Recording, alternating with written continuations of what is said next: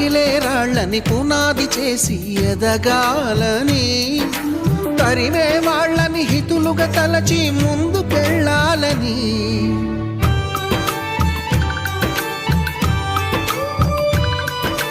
కన్నుల నీటిని కలల సాగుకై వాడుకోవాలని, కాల్చే నిప్పుని ప్రమిదగా మలచి కాంతి పంచాలని, గుండెతో ధైర్యం చెప్పెను, చూపుతో మార్గం చెప్పెను, అడుగుతో గమ్యం చెప్పెను. నేనున్నానని, నేనున్నానని, నీకేం కాదని, నిన్నటి రాతని మార్చేస్తానని.